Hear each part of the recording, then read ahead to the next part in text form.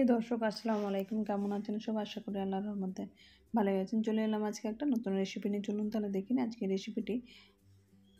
আজকে বানিয়ে নেব কালবাউস মাছের আলু বড়ি দিয়ে ঝোল রেসিপি। এর জন্য প্রথমে কালবাউস মাছ এখানে পরিষ্কার করে ধুয়ে নিচ্ছি।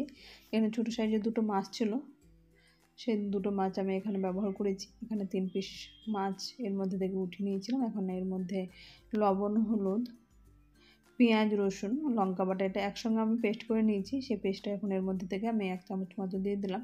এই পেস্টটা দিলে কিন্তু মাছের মধ্যে যে একটা আষ্টে গন্ধ থাকে সেটা কিন্তু থাকে না। আর 1 ফালি লেবু নিয়ে লেবুর রসটা আমি নিংড়ে দিলাম।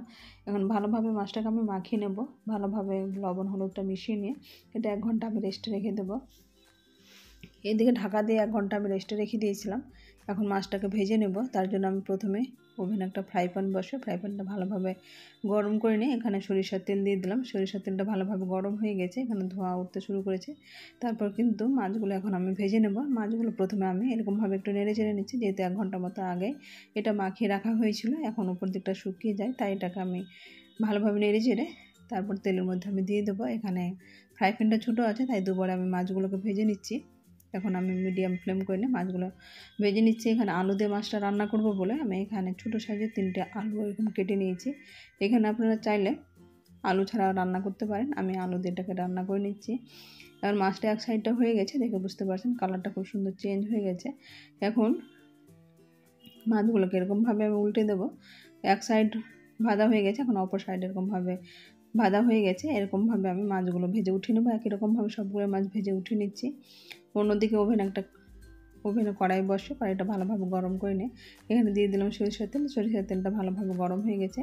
এর মধ্যে যে আলুগুলো আছে সেই আলুগুলোকে আমি এখানে লবণ হলুদ দিয়ে ভেজে নেবো। এখানে লবণটা একটু বেশি পরিমাণে দেবো, যেহেতু আলুর মধ্যে লবণটা ভালোভাবে যাতে ঢুকতে পারে। ভাজার সময় লবণটা গেলে আলুটা খেতে বেশ ভালো লাগে, তাই আমি লবণটা একটু বেশি পরিমাণে দিয়ে এটাকে ভেজে নেব, যাতে ঝোলের সময় টেস্টটা বেশ ভালো আসে।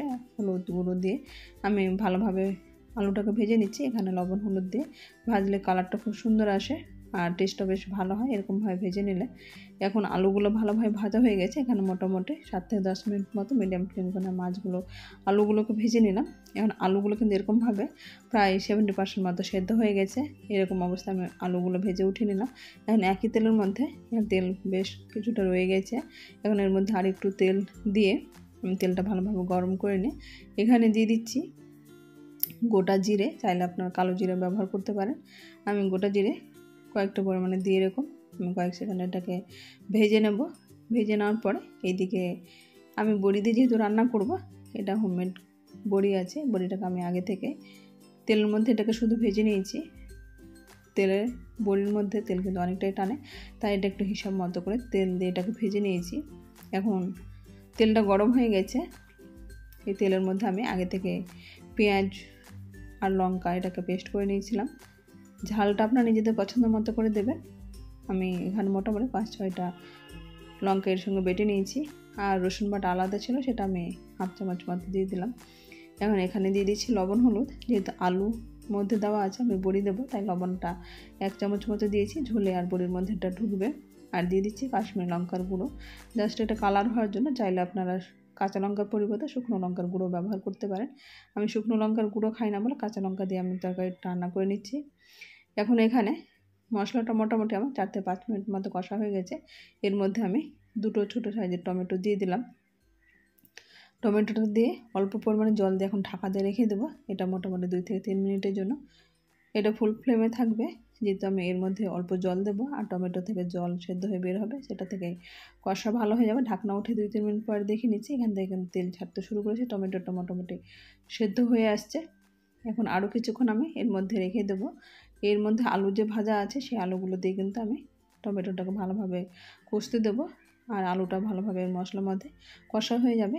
আলুর যে তেলগুলো ছিল, তাই আমি ডিশটা ধুয়ে অল্প পরিমাণে জল দিয়ে আবার এটা ঢাকা দিয়ে আমি এখন 4 থেকে 5 মিনিট মতো রেখে দেবো। মিডিয়াম ফ্লেম করে রেখে দিলে কিন্তু খুব সুন্দর কষা হয় আর তেল ছাড়তে শুরু করে দেয়। এটা ঝোলটা কিন্তু টেস্টটা বেশ ভালো আসে। এখন 4-5 মিনিট পরে ঢাকনা উঠে রেখে দিচ্ছি। ভালোভাবে কিন্তু তেল ছেড়ে গেছে, মশলাটা ভালোভাবে কষা হয়ে গেছে, আলুগুলো সেদ্ধ হয়ে গেছে। এখন এরকম অবস্থায় আমি গরম জল করে রেখেছি আগে থেকে। গরম জল রাখলে এখানে বেশি টেস্ট হয় তরকারির মধ্যে। এখানে গরম জল দিয়ে আমি এটা ফুটে গেছে, ঝোলটা ফুটে গেছে, এটা ঢাকনা দিয়ে আমি ভালোভাবে ফুটতে দেবো।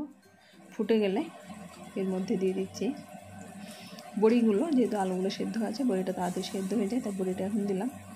এখানে চাইলে আপনি আলুটা কষার সময় বড়িটা দিয়ে দিতে পারেন, তাহলে বড়িটার মধ্যে ভালোভাবে মশলাটা ঢুকতে পারে এবং সেদ্ধ যদি সময় লাগে, আমার যেহেতু এখানে সেদ্ধ তাড়াতাড়ি হয়ে যায় তাই আমি আলু সেদ্ধ করার পরে বড়িটা দিয়েছি। এখন আলু বড়ি সবগুলো এখানে মোটামুটি 5 মিনিট মতো মিডিয়াম ফ্লেম করে রেখে দিয়েছিলাম। সেদ্ধ হয়ে গেছে বড়ি ভালোভাবে। এখন এর মধ্যে মাছগুলো দিয়ে ধনেপাতা উপর থেকে কিছুটা ছড়িয়ে দেবো। এখন মিডিয়াম ফ্লেম করে নিয়ে ভালোভাবে এটাকে 5 মিনিটের জন্য সেদ্ধ হতে দেবো। যেহেতু বড়িগুলো সেদ্ধ হবে, মাছটা ভালোভাবে এর মধ্যে ফুটে সব কিছুর সঙ্গে মিশে একাকার হয়ে যাবে। এরকমভাবে আমি আলু বড়ি দিয়ে মাছটাকে রান্না করে নেবো। বড়িটা পারফেক্ট সেদ্ধ হয়ে গেছে, মাছটা ভালোভাবে ফুটে গেছে। এখন এরকমভাবে নেড়ে চেড়ে, চাইলে এখানে আপনারা ভাজা মশলা গুঁড়ো ব্যবহার করতে পারেন। এখন হাতের কাছে আমার নেই, তাই আমি আর ভাজা মশলা ছড়ালাম না। এখন আমি এরকমভাবে এখান থেকে 3 পিস আমি মাছ ভাজার জন্য এটা রেখে দিলাম। ভাজা মাছ এরকমভাবে রেখে দিয়ে গরম ভাতের সঙ্গে খেতে কিন্তু দুর্দান্ত স্বাদের হয়।